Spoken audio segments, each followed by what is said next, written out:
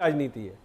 नहीं, देखिए, पहली बात तो हम आपको बता दें, बिहार जाने का आज हमारा कोई पहला प्रोग्राम नहीं है। बिहार हम लोग लगातार 2002 से हमारी पार्टी बनी है, तब से हम लोग बिहार का चुनाव भी लड़ रहे हैं और उत्तर प्रदेश का भी चुनाव लड़ रहे हैं। तो ये बिहार जाना कोई हमारी नई राजनीति नहीं कि हम किसी के लिए जा रहे हैं और किसी को ताकत दे रहे हैं या किसी को कमजोर कर रहे हैं। हम अपनी ताकत को बढ़ाने के लिए जा रहे हैं। बिहार में जब हमने चुनाव लड़ा है, चाहे विधानसभा को हो चाहे पंचायत का हो, तो उन चुनावों में हमने वहां पर वोट हासिल किया है। तो उस वोट को हम और आगे कैसे बढ़ाने का काम करें, हम और अपनी पार्टी को वहां पर कैसी ताकत देने का काम करें, तो इस बात को लेकर हम बिहार का चुनाव जो होने वाला है, लोकसभा का चुनाव जो आने वाला है, उसमें अपनी ताकत को वहां पर बढ़ाने का काम करें। सबसे पहली बात, आज अभी हम सभी प्रवक्ताओं को सुन रहे थे, वो बहुत बड़ी बड़ी बातें ये कर रहे थे कि उन्होंने ये नहीं कहा कि आज हमारी सरकार पिछली 4 बार सरकार आपकी रही, माननीय नीतीश जी की सरकार रही, मगर उन सरकारों में आपने कब, बताइए ना, कि अभी आपने थोड़े दिन पहले एक बयान देखा था, माननीय अखिलेश जी का एक बयान आया था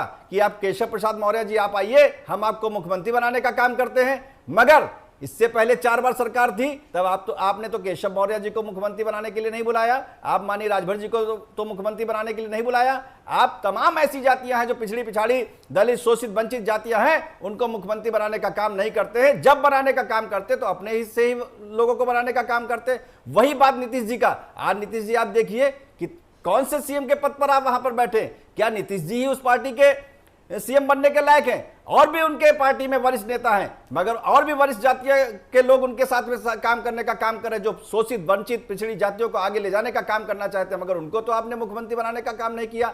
आज उत्तर प्रदेश में माननीय अखिलेश यादव जी विपक्ष को साधने में फेल हुए हैं।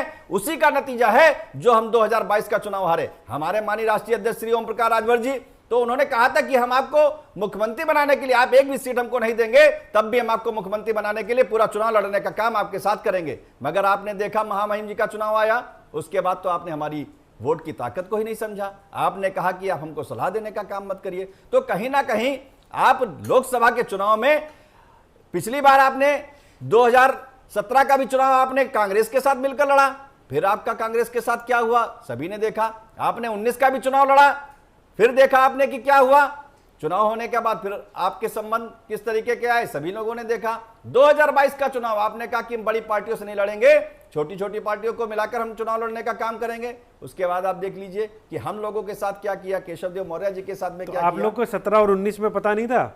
नहीं, बिल्कुल पता था, मगर हमारा मकसद, जिसलिए हम सरकार में, हम भी सत्ता में थे, हम तो 2017 की सरकार में हमारे माननीय राष्ट्रीय अध्यक्ष जी कैबिनेट मंत्री थे, मगर हमारी लड़ाई क्या थी वहां पर? हमारी लड़ाई सिर्फ ये थी कि उत्तर प्रदेश के अंदर न्याय समिति की रिपोर्ट लागू होनी चाहिए, उत्तर प्रदेश के अंदर महंगाई कम होनी चाहिए, कानून व्यवस्था सही होनी चाहिए। तो ये हमारी, जब माननीय अखिलेश यादव जी कहते थे कि हम राजनीति इस बात को लेकर जो है जातिगत जनगणना कराने का काम करेंगे, हम महंगाई कम कराने, तो हमको भी लगा कि भाई अब ये दो दल जो एक हो जाएंगे तो इस पर काम होगा। मगर जब हम वहां पर गए, वहां पर देखा कि सरकार बनाने के लिए हमको घर से बाहर निकलना पड़ेगा, तब तो माननीय अखिलेश यादव जी घर से बाहर नहीं निकले।